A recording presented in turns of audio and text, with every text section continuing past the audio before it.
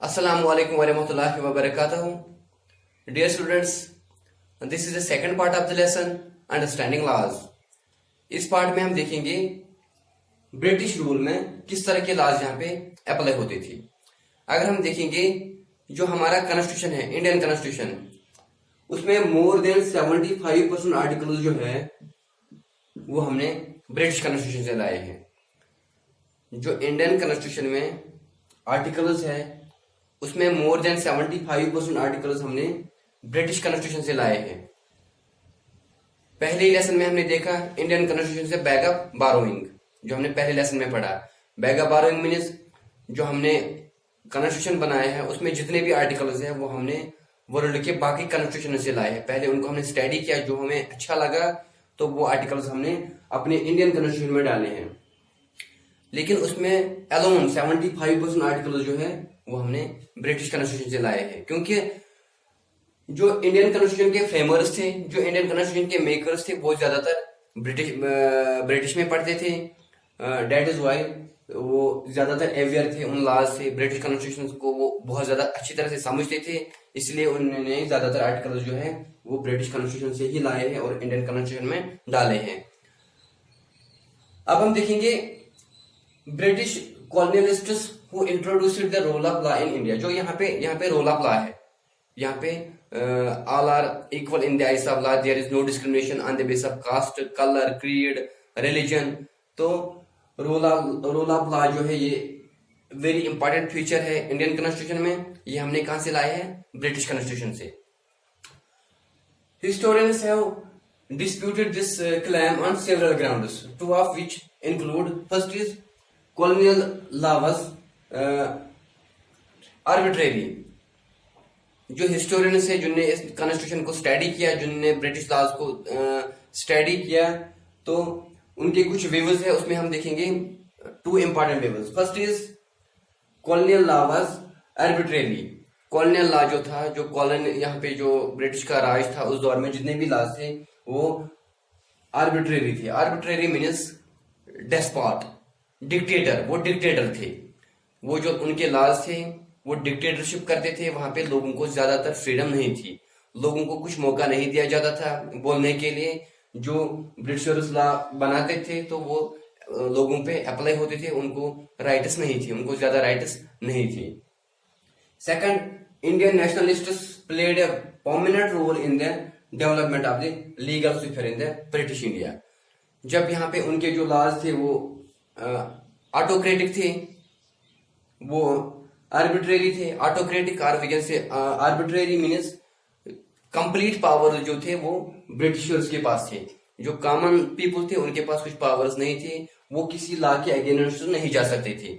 अगर कोई law strict law होता था तो लोगों को कोई फ्रीडम नहीं थी कि वो उस लॉ के खिलाफ एजुटेशन करते, तो उनको फिर सजा मिलती थी। Indian nationalists played a prominent role. जो फ्रीडम फाइटर्स थे, जो इंडियन नेशनलिस्ट्स थे, उन्होंने बहुत ज्यादा रोल प्ले किया इन the development of legal sphere in the British India. उन्होंने बहुत ज्यादा मेहनत की, बहुत ज्यादा स्ट्रगल की उस लीगल स्फीयर को ठीक करने के लिए। जो वो ऑटोक्रेटिक लॉज थे जो ब्रिटिश की तरह से फोर्स होते थे, तो जो नेशनलिस्ट थे उन्होंने बहुत ज्यादा मेहनत की उन लॉज को हटाने के लिए और इस लीगल स्फीयर को ठीक करने के लिए, उस सिस्टम को ठीक करने के लिए। और उसमें एक खास लॉ था, important law, sedition act of 1870। जो सेडिशन एक्ट 1870 था, इट इज वेरी इंपॉर्टेंट। उसमें क्या होता था, ये 1870 में ये सेडिशन लॉ को, सेडिशन एक्ट को पास किया गया ब्रिटिश गवर्नमेंट द्वारा। कहां पे? इंडिया में। एनी पर्सन प्रोटेस्टिंग और criticising the government, British government, could be arrested without due trial. ये सेडिशन एक्ट जो था 1870, इसके तहत अगर कोई भी पर्सन प्रोटेस्ट करता है या क्रिटिसाइज करता है गवर्नमेंट की पॉलिसीज को, जो ब्रिटिश गवर्नमेंट यहाँ पे लॉज बनाते थे, अगर कोई इंडिविजुअल या ग्रुप ऑफ इंडिविजुअल्स उस पर क्रिटिसाइज करते या उस पर बाहर निकलते थे सड़कों पे प्रोटेस्ट करने के लिए, तो गवर्नमेंट क्या करता था, उनको अरेस्ट करता था विदाउट एनी ट्रायल, और उनको इस सेडिशन के तहत 3 साल की सजा होती थी या पूरी उम्र कैद भी सजा होती थी। सेडिशन लॉ के तहत अगर गवर्नमेंट की कोई पॉलिसी होती थी जो लोगों को बर्दाश्त नहीं, जो लोगों के खिलाफ थी, फिर वो जाते थे उसको प्रोटेस्ट करने के लिए उसके खिलाफ या क्रिटिसाइज करने के लिए, तो उनको 3 साल की सजा मिलती थी या उनको उससे ज्यादा भी सजा मिलती थी। इस सेडिशन एक्ट के तहत जो नेशनल लीडर्स है, बड़े बड़े लीडर्स लाइक पंडित जवाहरलाल नेहरू, मौलाना अब्दुल कलाम आजाद, सरदार वल्लभ भाई पटेल, तो इन सबों को सेडिशन लॉ के तहत अरेस्ट किया गया। क्योंकि जब ब्रिटिशर्स कोई लॉ बनाते थे तो लीडर्स जो थे, जो फ्रीडम फाइटर्स थे, वो उसके खिलाफ प्रोटेस्ट करते थे, तो उनको उसके तहत सजा मिलती थी। उसमें जो इम्पोर्टेंट पर्सनालिटीज थे लाइक पंडित जवाहरलाल नेहरू, सरदार वल्लभ भाई पटेल और अब्दुल कलाम आजाद, उनको इस सेडिशन लॉ के तहत बंद किया गया था।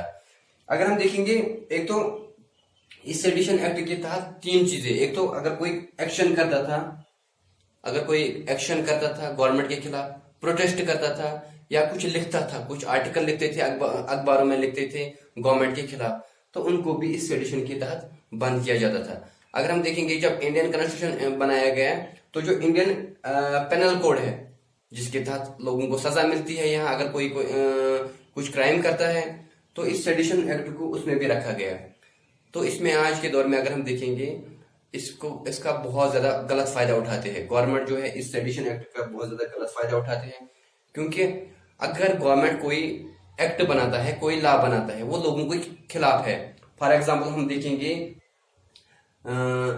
कॉन्स्टिट्यूशनल अमेंडमेंट एक्ट, जो सिटीजनशिप अमेंडमेंट एक्ट बनाया गया है, यहाँ पे पास किया गया, तो लोग निकलते हैं सड़कों पे उसके खिलाफ प्रोटेस्ट करने के लिए, तो उनको भी इस लॉ के तहत बंद किया जाता है। इसी तरह मतलब इसका गलत फायदा उठाया जाता है। गवर्नमेंट जो है वो इस सेडिशन एक्ट का गलत फायदा उठाती है। इसी तरह अगर हम देखेंगे, यहाँ पे जो हमारा 370 एब्रीगेशन ऑफ 370 किया गया, तो अगर हम निकलेंगे सड़कों पे उसके खिलाफ एहतजाज करने के लिए, तो हमें क्या यहाँ पे दिया जाता है, PSA, पब्लिक सेफ्टी एक्ट। इसी तरह इंडिया में क्या था, सेडिशन एक्ट। ये जो सेडिशन एक्ट, ये जम्मू एंड कश्मीर पे अप्लाई नहीं था, क्योंकि हमारा अपना कॉन्स्टिट्यूशन था। यहाँ पे इसके बदले PSA लगता था, आज भी लगता है। बड़े बड़े लीडर्स को यहाँ पे PSA दिया गया, बहुत सारे हजारों लोग इस PSA के अंडर इस वक्त डिटेन हैं। इसी तरह अगर हम देखेंगे, सेडिशन एक्ट के तहत अगर कोई भी JNU में अगर हम देखेंगे, रिसेंटली जो वहां पे स्टूडेंट्स की तरफ से एजुटेशन हुई है, बहुत सारे स्टूडेंट्स को इस सेडिशन एक्ट के तहत बंद किया गया। तो अगर हम देखेंगे, गवर्नमेंट जो है वो इस एक्ट का गलत फायदा उठाती है।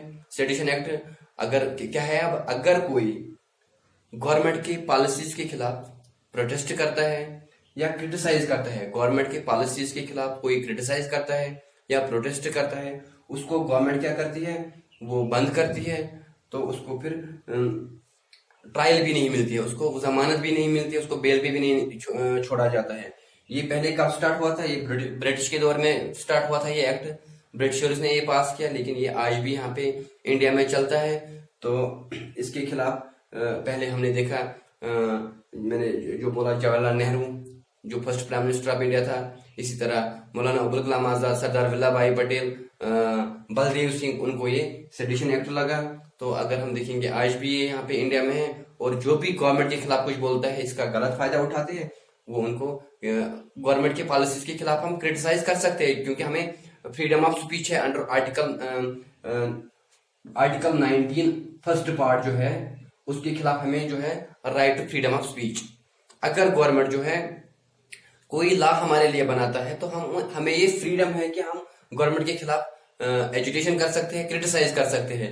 लेकिन जो आर्टिकल 19 पार्ट 2 है, उसमें जो है गवर्नमेंट को ये पावर है कि वो जो हम प्रोटेस्ट कर सकते हैं, वो उस पर रिस्ट्रिक्शंस लगा सकते हैं, मगर रीजनेबल रिस्ट्रिक्शंस।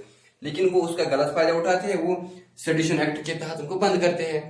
तो उसमें 3 साल भी सजा होती है, उससे ज्यादा भी होती है। इसी तरह यहाँ पे अगर हम देखेंगे, जम्मू एंड कश्मीर में PSA है, पब्लिक सेफ्टी एक्ट, उसके तहत लोगों को बंद किया जाता है अगर हम गवर्नमेंट के खिलाफ कुछ बोले।